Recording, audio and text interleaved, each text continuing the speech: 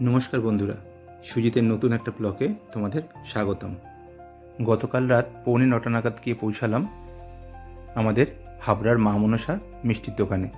মিষ্টির দোকানটা দেখো তখনও কত ভিড় ছিল, আর তখনও কিন্তু বৃষ্টি হয়ে যাচ্ছে, কারণ আমি পৌঁছাতে পৌঁছাতে প্রায় বৃষ্টিতে ভিজেই গিয়েছিলাম। রাস্তা থেকে বৃষ্টি শুরু হয়েছে, বৃষ্টি কমছিল না বলে একটা জায়গায় দাঁড়িয়েছিলাম। তারপরেও যখন গিয়ে আমি পৌঁছালাম দেখলাম প্রচুর ভিড়। এই দোকানটাতে এমনিই ভিড় হয়, তার উপর রয়েছে জামাই ষষ্ঠীর মতো একটা অকেশন, তো প্রচুর মানুষ এসে কেনাকাটা করছে। তো আমিও ভিড়ের মধ্যে গিয়ে একটু উকি ঝুঁকি মেরে দেখছিলাম কী কী মিষ্টি আছে না আছে। বহু রকমের ভ্যারাইটির মিষ্টি এই দোকানটাতে পাওয়া যায়। জাস্ট যাওয়ার পর কি বলবো, মিষ্টি দেখলেই মন ভরে যায়।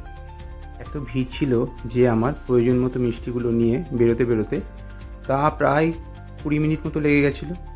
তাও মোটামুটি প্রায় যাওয়া হয় বলে ওখানকার পরিচিত একজন ভাই আমাকে দেখে বলল, কি লাগবে বলুন, একটু তাড়াতাড়ি মিষ্টিটা আমাকে দিয়ে দিয়েছিল বলে আমি তাড়াতাড়ি বেরিয়ে আসতে পেরেছিলাম। আর মিষ্টিগুলো খেতে যতটা সুস্বাদু আর দামটাও কিন্তু অনেকটা রিজনেবল, তাই অনেক কষ্ট হলেও বেশ আমার বাড়ি থেকে অনেকটা দূর, তাও আমি যাই এখানে মিষ্টি কিনতে। বর্তমানে হাবড়ার মধ্যে সেরা মিষ্টির দোকান এটা। বাইকের হ্যান্ডেলে এখন মিষ্টি ঝুলিয়ে নিয়ে চললাম।